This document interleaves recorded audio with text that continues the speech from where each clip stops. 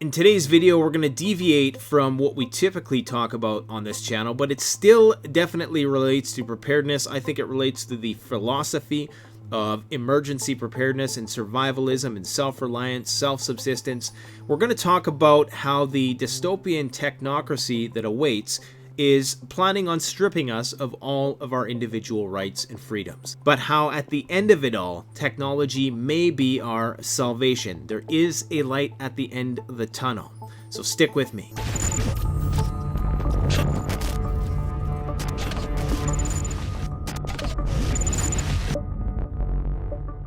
This video is going to be relevant to prepping in the sense that it's going to get at the underpinnings of why now more than ever it is imperative that people have some lifeboat, some life raft to escape to if the system collapses. Now, why is this more important now when, as far as the eye can see, technology has created a wonderful existence for all of us? It's allowed me to share my thoughts with thousands, if not hundreds of thousands, and if I'm lucky, millions of people that I'll probably never meet. And it doesn't really cost me a dime to do so. But what I want to talk about today is the incredible dependence that we now have on technology. We seem to be moving towards a complete offloading of all of the responsibilities of the individual onto the grid and into the state. And I don't like using the word state necessarily because it has so many connotations, but basically we're talking about the regulatory committees, the governments, and the judiciary. Now, what provoked me to touch on this topic again is that I was thinking about money, and I was thinking about how the low interest rates now are disincentivizing people from saving money. So not only do we have the move towards a cashless society, which is inevitable at this point, but we also have the idea that you can't just sit on money anymore. You can't just sit on money and hope that it is going to retain its value. And I mean, arguably, you haven't been able to do that for some time, but you could argue that at least before you could put it in a bank, in a savings account, and it would accrue interest. It would accrue compound interest, and you could potentially be rich just off the basis of that compound interest, letting it sit in the bank year after year. Nowadays, that is not the case. Nowadays, because of the devaluation of the currency, in light of all of the economic policies which are being implemented right now, saving money is no longer economically viable, meaning that they are forcing people to either put that money into assets, put it into a bond, or put it into equities, that is, trading it on the stock market. And so in forcing people to take that money and put it into an investment, some might argue that that's a good thing. Some might argue that that ensures that, maybe there's going to be more productivity because that money is actually doing something. But it doesn't bode well for the person who just wants to, save their money and doesn't want to gamble on bonds or real estate or the market. Now people are forced, essentially, to gamble. And my concern for the longest time has been that the stock market is going up, but relative to inflation, and there's a hidden inflation perhaps that we haven't quite realized yet, I do fear that a lot of the upside in the stock market now is simply inflation. And we don't really see it yet, and we haven't really seen it materialize as real inflation yet, because basically people are just parking their money there for the time being. We're also moving towards a cashless society, meaning that your ability to conduct trade without the intervention of some centralized system is no longer an option. Now, there is the cryptocurrency, which may allow people at some point to engage in these transactions once again, but still, that is something which requires the digital matrix in order to facilitate those transactions. If there was a nationwide power outage, theoretically speaking, then how would you trade things for Bitcoin? Even though your money still exists out there in the digital ether because it is decentralized, until the power comes back on, you're not going to be able to partake in any trade. And this is the real danger of the cashless society. Should the grid ever falter, and as we chart deeper and deeper into this technologically bound society, the further we go into it, the more vulnerable we become should that system ever collapse. This is why preppers, survivalists, homesteaders, people of the off-grid mindset, you constantly hear them talking about trade, barter, and even precious metals, because the concern is that someday the monetary system which exists in the cloud may be essentially non-existent. And thus, if you want to retain your value in some way, shape, or form, you need to have something in your hand. Possession is 9/10 of the law. Now, there's so many other examples of this offloading of responsibility onto the grid. There's childcare. There's the education system. There was a time when educating your children was a responsibility of the household. Then obviously over time we've discovered that, it's better to have people who are trained to teach children things, because they're going to learn faster and the quality of education is going to be higher, although that's debatable nowadays, which is why a lot of people are still homeschooling.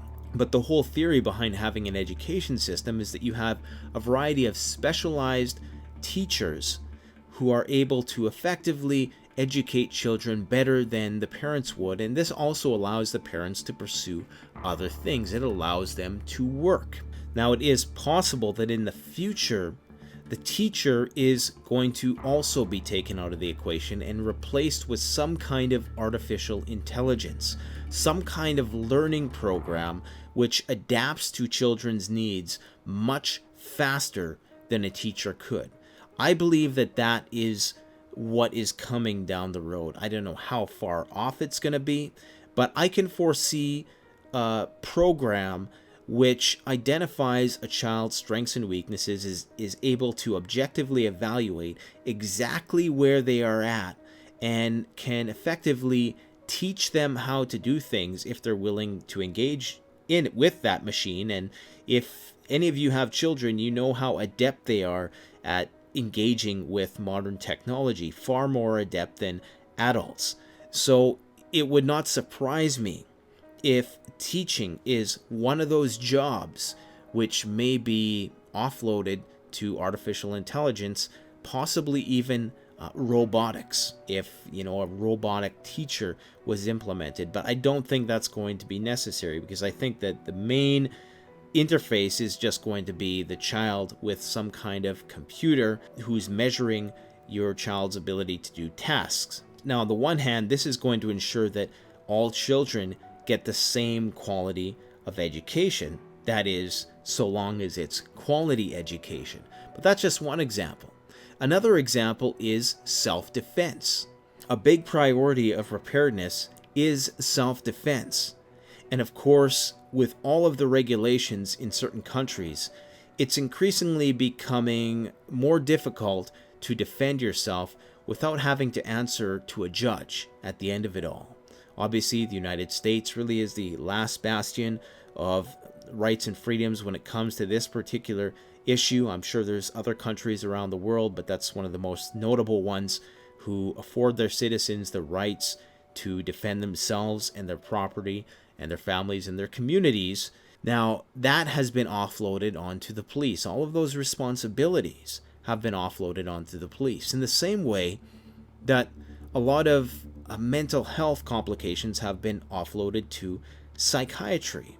Now, as a person who's worked in the field of mental health for 10 years, I understand full well the importance of having certain interventions, medicinal interventions, if a person is really struggling and they don't seem to be making any progress.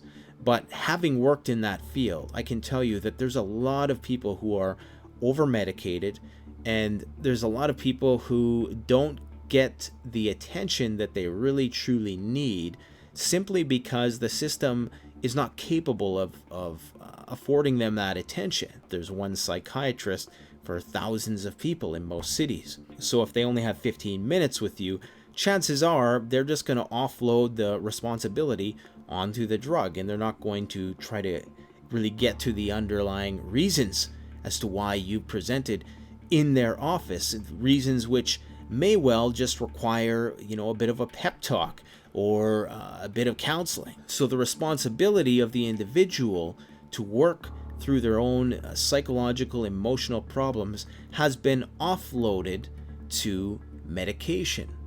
What about food production? Food is something which is so heavily regulated nowadays. I would not be surprised if gardening just one day becomes illegal, if not heavily regulated, to the point in which maybe you're not allowed to share food, or the vetting of what sorts of foods you can grow, even small-scale horticultural farming practices, raising certain animals like chickens, cows, pigs. Those things too, in the future, I can foresee becoming heavily regulated in light of recent events. The argument will be made, even though I'm sure there's many valid counterpoints to this argument, that if you have people doing their own animal husbandry, that the likelihood of some sort of outbreak of something is greater. Or if it is permitted, there's going to be so much oversight and healthcare regulations that it's just not going to be viable for people to do that. People are going to be discouraged from trying to grow their own food because there's going to be so many hoops they have to jump through. And I've also thought about power generation. Why is it that home power generation is not something which is truly being promoted? Now, I've heard all sorts of excuses about how, we can't make as many solar panels, or they're still too expensive, it can't be scaled fast enough, and all these excuses. But we as human beings, if we put our mind to something, if the market gets behind an idea, we absolutely could put solar panels on every single household. But it still eludes the majority of people who simply can't afford it. Because the energy sector is such a huge sector, there's so much disinformation that gets put out by these energy companies about renewable energy, because it truly does empower the individual to be independent of the grid. So why hasn't there been a greater push? If there's all of this concern about global warming and climate change, then why hasn't there been more emphasis placed on having people have their own power generation systems which are independent of the grid? If you ask me, I think by the time that it does come around, they're going to find a way to make you still dependent on the system in some way, shape, or form. They're going to make sure that you stay wired to the grid in some way, whether that's to put power back into the grid, or perhaps they're going to regulate how much power you are permitted to generate. They'll cite safety reasons, or whatever the case might be. Who knows? But it strikes me as surprising that we haven't seen that really take off yet, when the technology exists, and the technology would be far ahead of where it is today if there was more money being put into it. Now, what about housing developments? Housing developments have increasingly become more condensed, higher population density. Houses now are sitting on plots of land which are much smaller. The yard has shrunk, whereas the house has gotten bigger, and it's basically this movement towards inside. So even if you wanted to have a garden, you couldn't have a garden, because the new housing developments, you don't have a lot of yard to work with. Even here in Canada, one of the biggest countries in the world, with the most space available, the lowest population density, people are still moving into these really tight duplexes or condos or high-rise apartment buildings, and it really forces you to be completely dependent on technology for your survival. I've said that the future is all house and no yard, and this really is a mirror. It really reflects the increasing complexity of the internet, because the more we move inside and the more our yards shrink, the greater the virtual world expands. And so you say to yourself, what is the end result of this? Well, take a look at the Matrix. What do you really need? Pretty soon, maybe you don't even need a kitchen anymore, because everything is all takeout, and maybe all you need is a washroom, and maybe all everybody needs is a bachelor suite of sorts, and a shared washroom, and just a small space where they can go online and they can put on their virtual reality glasses and experience every single thing that you could possibly want to experience through this virtual lens. And so long as the grid is maintained, you have nothing to worry about until the plug gets pulled. What about software? There was a time when you would go and buy a physical video game. There was a time when you'd go and buy a DVD. But now everything is digital. You no longer have possession of the software. Now, most of the software gets licensed to you. So you'll buy it and you'll download it. There's a lot of games where you'll download it and you technically own it. But even though it's really not in your possession, like a game would be in the past or a DVD would be in the past, you don't actually physically own the thing. It's just ones and zeros in your computer, which could essentially be taken away. And on top of that, they want you to upload all of your information to the cloud. They're making it so that you don't need onboard storage on your devices anymore, because it's going to be faster to just draw it from the cloud. And that's the whole 5G universe, which is trying to be created right now.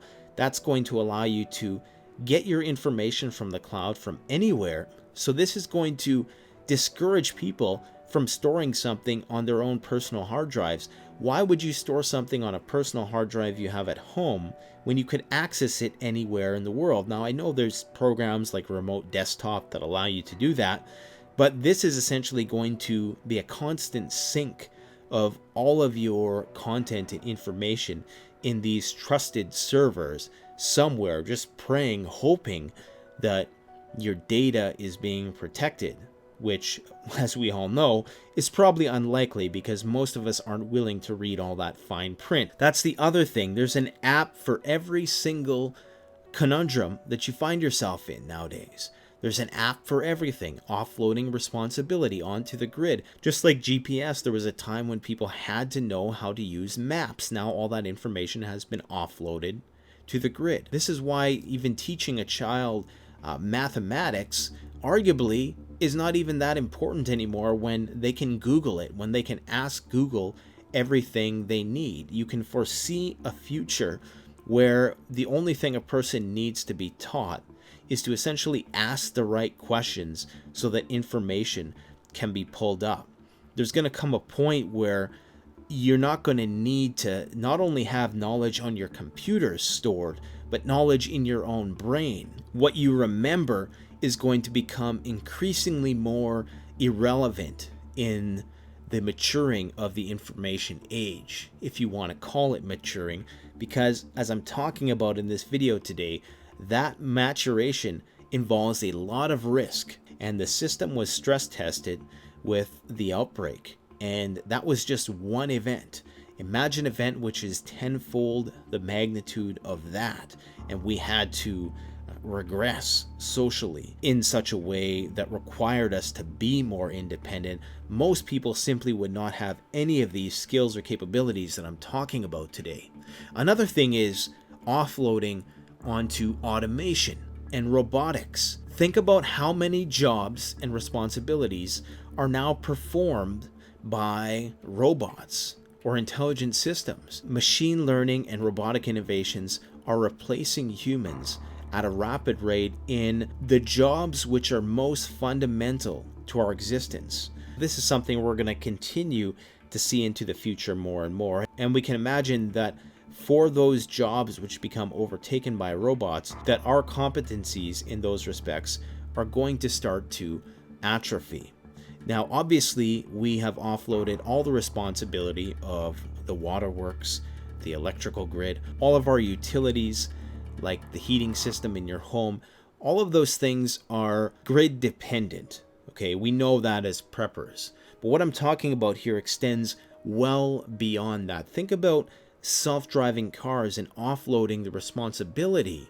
As cool as it would be, think about offloading the responsibility of having control over a vehicle, where a vehicle takes you, and just hoping that where you tell it it's going to take you, it actually takes you. Now, as cool as that's going to be, because that's going to free up more time for you to do more stuff, to be more productive. That means that in the foreseeable future, you'll be able to, instead of focusing on the road, watch your favorite program or do some homework or get some work done while you're driving to work. There's great benefits to this, but what happens if we go Mad Max and all the vehicles that are hardwired into this AI matrix are now completely useless because they can only be used within that paradigm? What about all the medical interventions, which are taking the responsibility away from people to make the right lifestyle choices? Why make the right lifestyle choices when you can just take a pill to correct something? Well, what happens when the pill is no longer there? If you want to really get dystopian about the future of our species as it pertains to mating and matchmaking, think about the dating apps. What happens when those dating apps, because this is going to happen, and mark my words, you heard it here first, at some point there's going to be some integration of the CRISPR genetic family tree system, whatever the case is, the gene editing software and the gene analysis software. There's going to be some integration of that and the dating apps, because it's going to be promoted as you want to make sure that you are connecting with somebody who you're going to be genetically compatible with. I could foresee there may be some sort of rating system as to, what the likelihood of genetic error is should you have a child with this person. There might be programs which become that specialized. And artificial intelligence through dating apps is learning about users.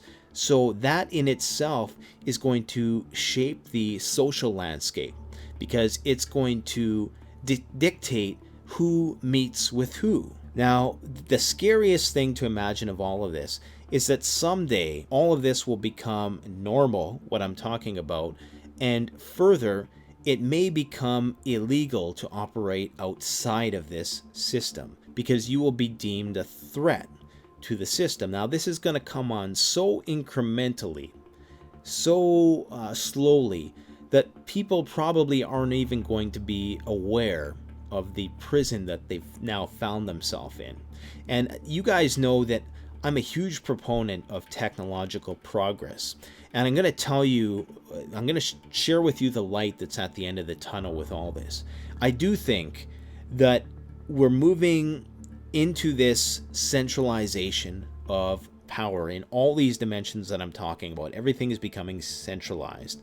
But cryptocurrency was the first glimmer of light at the end of the tunnel that said, there is a possibility that there could be decentralized power, because what we've done as human beings, we've evolved from nomadic, totally independent people who have agency over all their actions.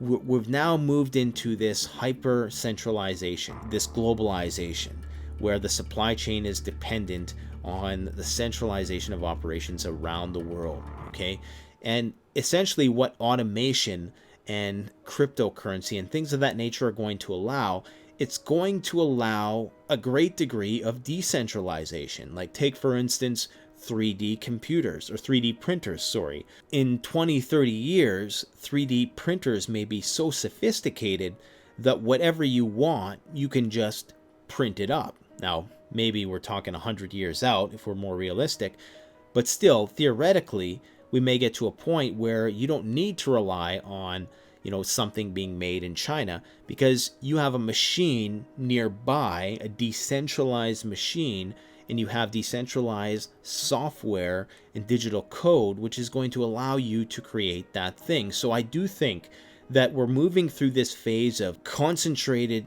centralization, which, for lack of better terms, seems quite dystopian. But I think on the other side of that, I think there's technology which is going to facilitate, on the other side of that, a decentralized world where we're able to retain our capability to be self-reliant. The system is going to be more resilient to events that have transpired this year. We're not going to have to worry about the supply chain being disrupted. So this is why people are so concerned about preparedness, because for a lot of people, This whole COVID thing was an awakening to them as to how dependent they were on the system. As a prepper, I sort of take this for granted because this is stuff we've been thinking about for years and years. And finally, there's some vindication there, even though I don't really feel that vindicated because to me, this is a very mild to light SHTF situation. A lot of people will say things like, this whole COVID situation really made me think about, being more prepared. And for me, it's almost like, how did you not think about that before? As I'm telling you all these things today, many people don't think this way. And it's not because they're stupid necessarily. It's just that they never went down this avenue in life. They had a lot of faith. They were very optimistic in the system.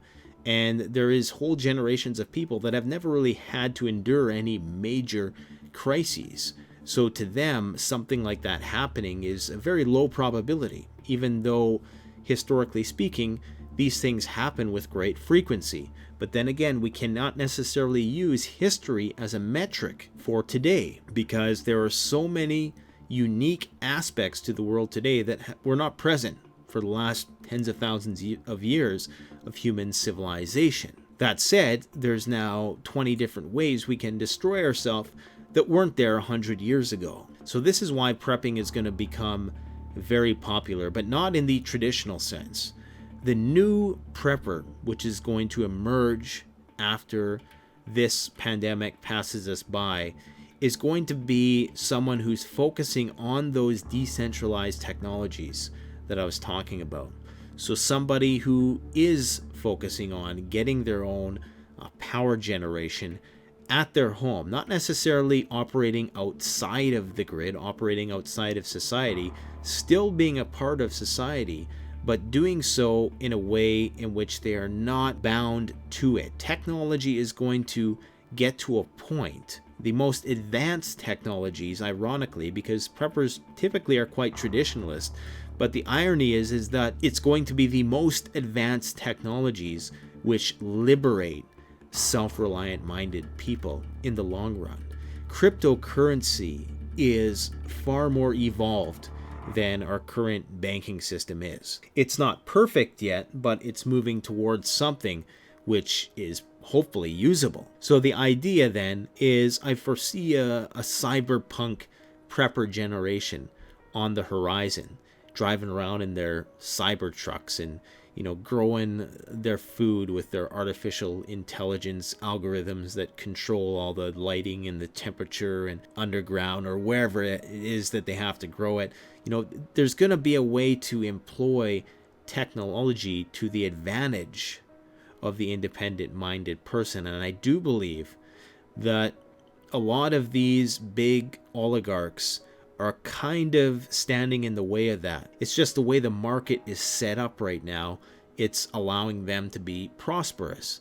But there's going to be a generation of companies which are after the Facebooks and the Googles and the Amazons and the Netflix and all the big fang-mang stocks, the Microsofts. There's going to be a generation of companies that emerge in the next 20, 30, 40, 50 years which are going to provide solutions for what I'm talking about right now.